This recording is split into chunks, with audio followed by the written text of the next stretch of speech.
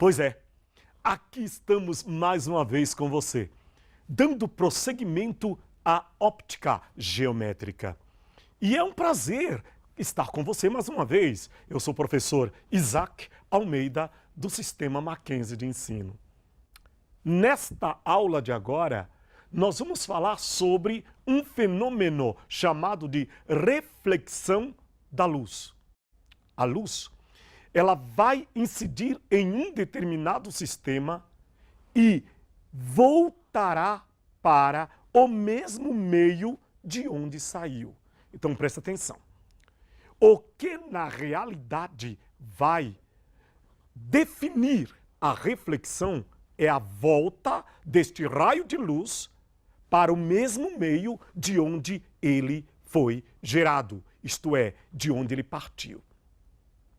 E o que é que tem de importante na reflexão da luz? Muita coisa. Por que muita coisa, professor?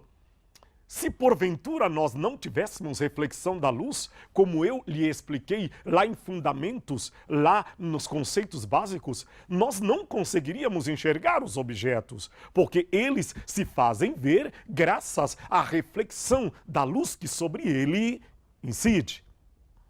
Então, veja só, nós vamos estudar só a reflexão, somente a reflexão será estudada agora. E o que é que nós temos na reflexão? Nós vamos precisar de um sistema chamado de espelho plano. É um sistema refletor. Ele faz com que a luz volte para o meio de onde foi gerada. E a nossa preocupação é, se porventura eu estou dentro do meu quarto e quero comprar um espelho, mas tem uma coisa, eu vou me vestir, mas quero saber se a minha calça, se a minha meia, se o meu sapato está combinando com o meu paletó. Então eu quero ver o conjunto. Será que eu precisarei de um espelho que tenha a mesma altura que eu tenho? Será que apenas desta forma eu consigo me ver da cabeça aos pés? Aí quando você observa esta aluna que agora está sem uniforme, mas ela queria se ver da cabeça aos pés com seu vestido longo, e você percebeu que pode ser que veja ou não, mas não sobrou aqui em cima um pouco de espelho? Possivelmente não seja necessário comprar um espelho que tenha a mesma altura do observador que quer se fazer enxergar da cabeça aos pés. Ainda tem mais algo extremamente interessante nisto. Eu disse aqui que trata-se do espelho de uma moto.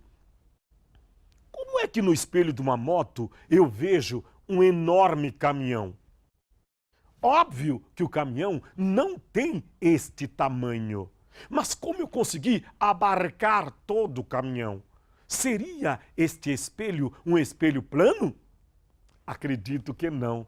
Então é bem interessante você perceber que eu estou usando de alguma propriedade deste espelho para que eu consiga enxergar o caminhão através deste retrovisor.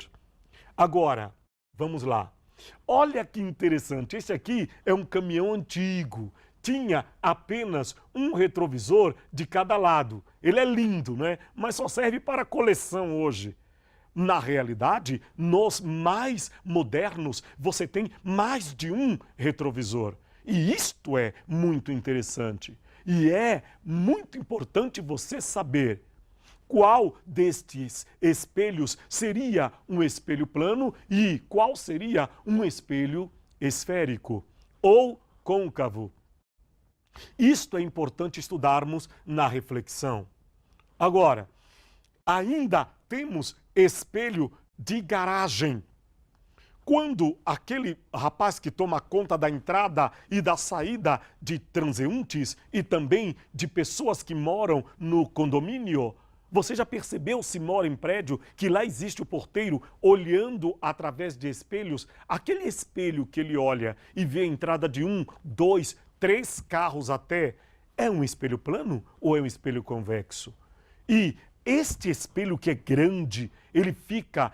Aqui no Brasil nós temos poucos, mas fora do Brasil nós temos muitos espelhos que você consegue ver através do espelho na rua qual carro vem através de uma determinada rua. E para evitar que nós tenhamos uma colisão, usamos um espelho.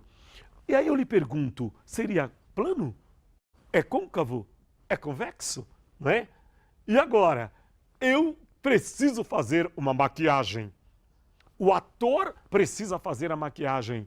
Como é que ele vê o seu rosto na mesma orientação, não invertido, mas na mesma orientação e com uma imagem ampliada para que ele que sofre, por exemplo, de miopia, consiga enxergar sem maiores dificuldades o seu rosto e fazer a maquiagem ele mesmo, não é?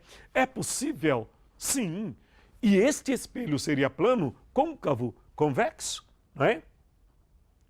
E finalmente, se nós usarmos o formato de um espelho côncavo, é possível que nós consigamos captar energia e economizar energia captando-a do Sol? É possível que nós consigamos fazer com que ela incida em um determinado captador de energia, não é? E aí nós consigamos fazer uma conversão? Muita coisa, e muita coisa linda. Isto é física, e física é sempre linda. E aqui, onde você aprende, é Mackenzie. Isto é Mackenzie. Leva para você. Você deve estar assustado, né? Fala, mas eu vejo. Um momentinho, rapaz. Ver não é uma propriedade sua. O que foi que nós acabamos de mostrar? Que a nossa visão, ela depende da luz. Os objetos se fazem ver mercê da luz. Não fosse a luz, nós não veríamos, ainda que estejamos com os nossos olhos bem abertos. E quantas vezes nós cometemos um ato falho, não é? E falamos a respeito daqueles que por questão física não conseguem ver. Deixa isso para lá, venha trabalhar comigo de uma outra maneira. Ainda dentro da interação da luz com os corpos. Olha que interessante, a velocidade da luz, que é máxima no vácuo, 3 vezes 10 oitava metros por segundo, quando este raio de luz entra dentro de um outro meio transparente, seja água, seja uma glicerina, seja um outro meio, não é? Você vai ver que a velocidade da luz, ela vai mudar, ela não fica máxima como nós vimos dentro do vácuo, não. E em passando de um meio para outro, nós vamos ter que a luz pode ou não sofrer desvio, ainda que ela mude a sua velocidade. Bom, lá para frente, nós veremos que esta mudança de velocidade vai ganhar o nome de um fenômeno. Lá na frente nós veremos a refração da luz. Por enquanto, nós vamos ver o que acontece aqui para que consigamos explicar o que é que acontece dentro da fibra óptica daqui a mais um pouco. Porque nós teremos a fibra óptica funcionando ao vivo e a cores para você. Agora, olhe, então nós temos o meio 1 e o meio 2. Veja, a facilidade que a luz tem para se propagar no meio 1 é maior do que a facilidade que a luz tem para se propagar no meio 2. Como você sabe disto, professor? Quem nos indica é este ângulo com a normal. Este é o ponto de incidência, tá bom? E aqui está o ângulo de incidência. Este é o ângulo de refração. Agora, vem aquela preocupação. O que é o N? N, nós aprenderemos a fundo que é índice de refração da luz absoluto para um determinado meio. Este índice vai dizer para nós quão difícil é para a luz propagar-se em um meio. Quando nós temos aqui índice do meio 1, ora, não ficou mais fácil para a luz propagar-se aqui, então o índice de refração é o quê? Maior ou menor? Nós vamos ter que este índice de refração é, na realidade, menor. Por quê? Veja, porque aqui a luz possui uma velocidade maior no meio 1 do que no meio 2. O que é o índice? Quão difícil é. Menos difícil, maior velocidade. Tudo bem ou não? Veja o contrário. A luz saindo, veja, propagando-se do meio 2 para o meio 1. Estudaremos a fundo em refração. Eu estou dizendo que houve variação de velocidade devido à interação da luz com estes meios. Agora, vejamos aqui. Chega uma hora que o raio de luz saindo daquele meio 2, que é o meio mais difícil para a luz se propagar, o raio vai se abrindo aqui no meio 1.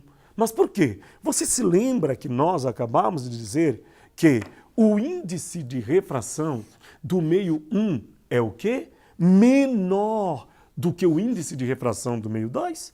Nós não falamos isto agora? Então, fica mais fácil para a luz no meio 1. Ela foi abrindo o ângulo com a normal. De tal maneira, ela abriu o ângulo com a normal, que houve um ângulo de incidência limite.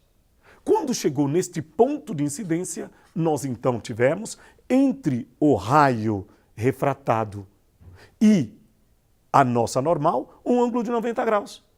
Então aqui foi o limite de incidência. Vamos estudar mais profundamente lá em refração.